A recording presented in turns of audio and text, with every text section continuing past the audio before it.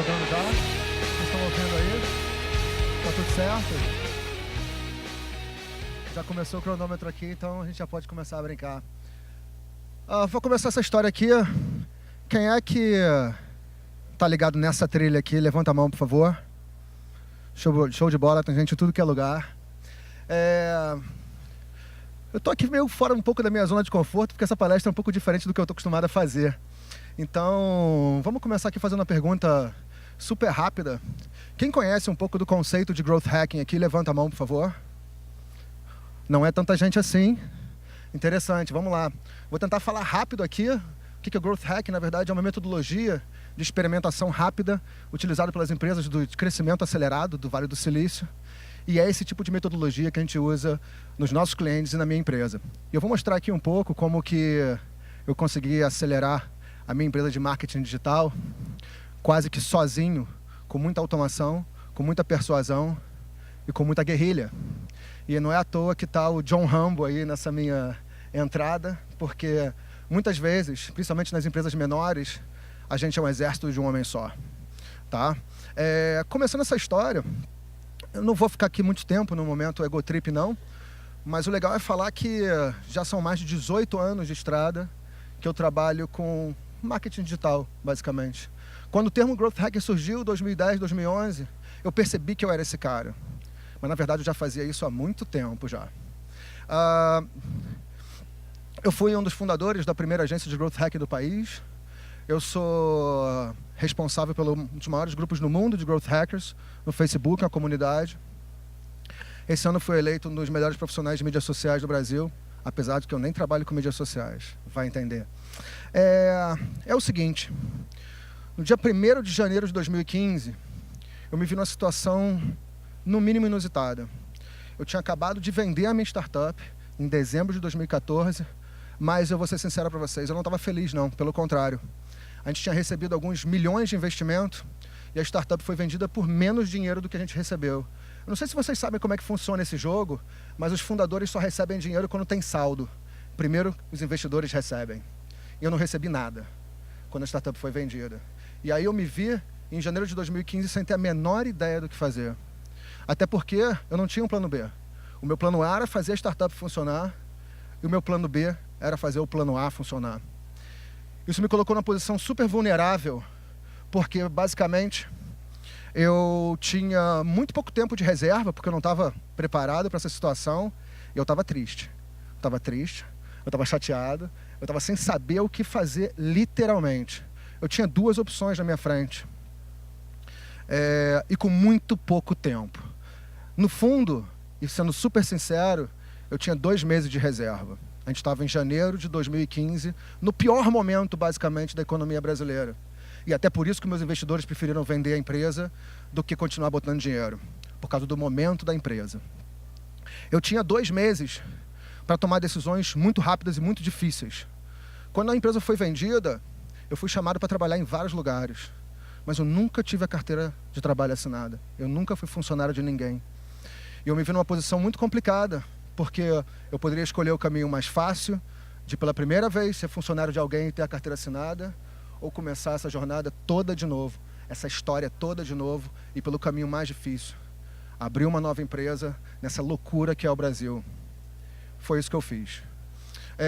Na verdade, eu demorei para decidir isso. Eu demorei bastante, demorei muito mais do que eu tinha que ter demorado para poder tomar alguma decisão. E eu não fui o grande responsável por tomar essa decisão. Eu fiquei pensando durante muito tempo e eu estava tendencioso, porque a venda da empresa é difícil, esses momentos são difíceis da gente desapegar do que a gente tinha feito dos últimos 4 anos, do negócio que a gente construiu com suor e com muita dedicação. E eu me vi tendencioso a abandonar essa carreira e essa jornada empreendedora e efetivamente voltar a ser empregado, ou pela primeira vez ser empregado, e jogar o caminho seguro, que é o caminho que a maioria das pessoas seguem. Até que aconteceu o seguinte, essa pessoa aí, que é a minha mulher, me fez 2 perguntas contundentes e que mudou como eu estava pensando. Ela perguntou, para começar, você não faz coisas incríveis com seu conhecimento? Eu falei, faço sim. Você se vê trabalhando para alguém? Não me vejo trabalhando para ninguém. Eu não tenho esse perfil. Bom, o estalo foi esse. No final de janeiro de 2015, eu liguei o F e fui pelo caminho mais difícil. O caminho que a maioria das pessoas não segue. E comecei tudo de novo. Eu lembro perfeitamente o dia que isso começou, no dia 2 de fevereiro de 2015. Por que eu lembro do dia 2 de fevereiro de 2015? Porque era dia de Iemanjá. Porque era dia da marmota. Vocês viram lá o filme O Feitiço do Tempo, né? Que o cara volta toda hora, Bill Murray. Era dia da marmota e o mais louco, era dia do fiscal contábil. Aquele nosso amigo que a gente adora quando ele chega na nossa empresa. Por isso que eu lembro especificamente desse dia, do dia 2 de fevereiro de 2015. No dia 2 de fevereiro de 2015, a minha consultoria de marketing digital estava em pé no ar. Só que lembra daquele reloginho que estava passando lá na frente? Aquele reloginho estava muito mais rápido agora. Se eu já estava tenso em janeiro, imagine em fevereiro, que eu só tinha mais um mês para poder pagar minhas contas no final do mês, meu aluguel e tocar a minha vida. No fundo, eu tinha o seguinte desafio. Eu tinha 26 dias para gerar 4 clientes. Essa era a minha meta. Gerar 4 clientes de 5 mil recorrentes, o que me daria 20 mil reais de receita recorrente. Por que esse número? Porque eu conseguia pagar os 2 loucos que estavam me acompanhando nessa aventura e porque eu conseguia pagar as minhas contas e ter a certeza que o negócio poderia andar para frente. Essa era a minha situação no dia 2 de fevereiro de 2015. Eu levei basicamente uma semana para poder pensar como que eu ia estruturar isso. O tempo era muito curto. Eu precisava ser eficiente, eu precisava ser contundente, eu precisava gerar impacto o mais rápido possível. Foi isso que eu fiz. Eu, na verdade, fiquei montando durante uma semana. Eu estava preparado, animado, tinha certeza que eu tinha a estratégia certa para poder conquistar esses 4 clientes nesse curto período de tempo. Tem que respirar fundo nessa hora. Não é fácil. Afinal de contas, final do mês, no começo do mês que vem, a conta está lá chegando. E aí eu fiz o seguinte. Eu montei essa estratégia, que eu espero que vocês, inclusive, entendam o que isso quer dizer, porque é muito eficiente. Vocês sabem o que é ICP? Quem sabe o que é ICP, levanta a mão, por favor. ICP é o Ideal Customer Profile. Nada mais é do que o perfil do seu cliente ideal. Tá? É o perfil do cliente ideal. A primeira etapa de tudo isso era definir quem era esse perfil do cliente ideal. A minha empresa era uma empresa de marketing digital, voltada para operações de comércio eletrônico, que tinham dinheiro para me pagar. Para pagar aqueles 5 mil reais por mês. Essas empresas operavam normalmente com plataformas tipo VTEX, plataformas tipo Magento Enterprise, plataformas do tipo Lynx. Não as plataformas de entrada, porque essas não estavam adequadas ao meu perfil do meu cliente ideal. Se o cara tinha uma loja VTEX, certamente ele tinha dinheiro para me pagar. Se o cara tinha uma loja da Lynx ou de uma Magento Enterprise, certamente ele tinha dinheiro para me pagar. A primeira etapa foi essa, definir quem era esse perfil de cliente ideal. Ok, definido esse perfil do cliente ideal, partir para a segunda etapa do processo, mapear esses alvos. Quais seriam essas empresas que eu iria atacar? Bom, eu usei várias ferramentas, mapeei o mercado e segui numa lista de 15 empresas. 15 alvos que eu tinha que atacar nessas próximas 3 semanas para poder fechar os deals e pagar minhas contas do mês. Foi o que eu fiz, levantei essas 15 empresas. Depois, a terceira etapa, identificar quem são os decisores. Quem é que assina o cheque? Quem é que vai te contratar? Quem bate o martelo dessa decisão? No meu caso, são gerentes de e-commerce, gerentes de marketing, ou até os fundadores, os founders, os empreendedores, os donos dessas empresas. Gente, é tão fácil achar essas pessoas. É só procurar no Google ou no LinkedIn. Gerente de e-commerce da empresa tal. Gerente de marketing da empresa tal. Ok, eu tinha o nome e o cargo dessas 15 pessoas, os 15 decisores dos meus alvos. A etapa seguinte, descobrir o e-mail desses caras. Hoje em dia, eu não sei se vocês sabem, mas existem muitas ferramentas que nos possibilitam encontrar o e-mail de qualquer pessoa. Eu posso dizer que dessas 2.200 pessoas aqui, eu consigo tranquilamente achar o e-mail de praticamente todos vocês. Mas isso é papo para outra história, para outra palestra. E eu encontrei o e-mail desses 15 caras, desses 15 decisores. No fundo, a jornada seguinte, a etapa seguinte, era fazer eu ia falar um palavrão aqui, mas eu vou me controlar. Era um super diagnóstico. Montar um super diagnóstico, fazendo um raio-x da operação desses caras e mapeando tudo que estava de errado. Porque eu ia mandar isso por e-mail para cada um deles, mostrando, olha o que você tem de errado na sua operação. Beleza.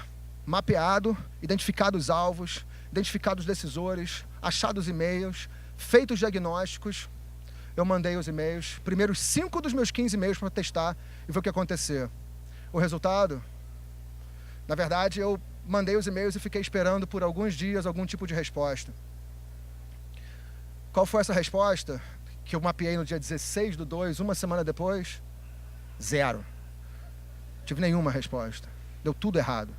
O processo parecia lógico e parecia bom, mas a resposta não funcionou, eu não tive nenhuma resposta. E sabe aquele reloginho que eu mostrei lá no começo? Putz, grila, ele estava muito mais rápido agora, eu tinha muito menos tempo. Bom, respirei fundo e pensei comigo mesmo, eu não vou mudar a estratégia, o mapeamento dos processos está ali. É esse processo que eu vou seguir, porque eu acho que o problema não está no processo, o problema está na forma. Como eu fiz esse ataque? Eu preciso mudar isso. Levei uma semana de novo mudando, dia 23. Eu tinha uma semana para fazer isso funcionar. 5 dias, fevereiro, carnaval. E eu precisava fechar 4 clientes para poder pagar minhas contas, que chegavam na semana seguinte. Tenso, mas eu não me dou por vencido. Pelo contrário, o que eu fiz? Eu basicamente aumentei a carga persuasiva de todo o processo. Eu joguei com gatilhos persuasivos. Eu não só criei um diagnóstico, como eu avisei, montei um material onde eu explicava para os clientes todo o passo a passo de como que eles iam resolver os problemas que eu tinha diagnosticado. Eu criei uma landing page para cada um dos 10 que sobravam, explicando tudo o que eu tinha identificado e como que eles poderiam resolver os seus problemas. E o mais contundente, eu criei um vídeo onde eu comparava essas empresas com seus maiores concorrentes, explicando o que os concorrentes faziam de certo e por isso ele não estava do lado dos seus concorrentes como as melhores empresas do ramo. Então eu tornei o material de ataque muito mais agressivo e muito mais persuasivo. Mas o meu nível de tensão estava altíssimo, porque no fundo eu só tinha mais 5 dias. Bom, foi isso que eu fiz e lá fui eu. Eu tinha 10 e-mails para enviar. Eu enviei os 10 e-mails. Eu consegui 8 reuniões desses 10 e-mails em uma semana. Eu estava que nem um louco, freak. Tinha que ser, não tinha jeito, eu tinha que fazer isso funcionar. Senão a merda ia ser enorme depois. Tinha muita gente atrás de mim, confiando em mim nessa história. E eu tinha que fazer isso funcionar. O resultado dessa história toda, dessa jornada, dessa loucura de uma semana, 5 clientes fechados. Eu consegui, em uma semana, fechar 5 clientes da minha meta de 4. 25 mil reais recorrentes no primeiro mês de operação. Eu consegui pagar meus queridos amigos e colaboradores loucos que estavam trabalhando comigo. Eu consegui pagar meu aluguel e minhas contas. No mês seguinte, ainda sobrou algum para levar minha mulher para jantar fora. Isso foi muito forte, no fundo, porque aquela decisão lá no começo, em janeiro, no 1º de janeiro de 2015, foi porque eu escolhi o caminho mais difícil. Eu só estou aqui porque eu escolhi o caminho mais difícil. Eu só estou aqui palestrando nesse evento incrível porque eu escolhi o caminho mais difícil. Eu só consegui fazer aquela empresa funcionar e hoje em dia ter feito mais de 60 projetos nessa empresa, ter passado de 1 milhão ano e ter aberto a primeira agência de growth porque eu escolhi o caminho mais difícil. Não é fácil escolher o caminho mais difícil, pelo contrário, a gente está sempre na nossa zona de conforto. Eu tenho certeza e eu tenho certeza mesmo que a maioria de vocês iria escolher o caminho mais fácil. Só que quando você escolhe o caminho mais fácil, é uma escolha de curto prazo, não é uma escolha de longo prazo. Eu só estou aqui, quase 4 anos depois, e feliz, realizado e pronto para os próximos desafios, porque eu escolhi o caminho mais difícil. E não foi só interessante escolher esse caminho mais difícil, porque eu adoro escolher o caminho mais difícil. Não é à toa que a gente abriu outra empresa e não foram 4 nem 5 clientes que a gente conseguiu no primeiro mês, não. Foram 22 clientes que a gente conseguiu no primeiro mês, com um ticket 2 vezes maior do que esse que a gente fez a primeira vez. Não é à toa que a gente já operou na nova empresa mais de 40 clientes em um ano, fazendo mais de 1000 testes e tendo operação em quase 6 países hoje em dia. Por que tudo isso?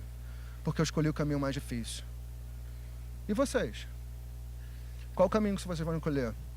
Qual caminho? Na encruzilhada, vocês estão indo para qual caminho? Essa que é a reflexão, esse é que é o pensamento. Vocês estão na sua zona de conforto? Tá bom receber salário? É isso que vocês querem da vida? Vocês querem empreender? Vocês querem mandar brasa, abrir seu escritório de contabilidade, abrir sua pequena empresa? Ué, abre. paga para ver. Ninguém vai fazer isso por vocês. Ninguém fez isso por mim. E é por isso que como John Rambo, eu fui um exército de um homem só, nessas duas empresas, para poder fazer o negócio funcionar. E é isso que eu quero que vocês aprendam. É isso que eu quero que saia de valor desse papo aqui. Para que todos vocês tomem a mesma atitude, tomem a mesma decisão e saiam da zona de conforto de vocês. Obrigado, gente. Um abraço. Meus contatos estão aí. Quem quiser, é só me mandar e-mail. Foi um prazer.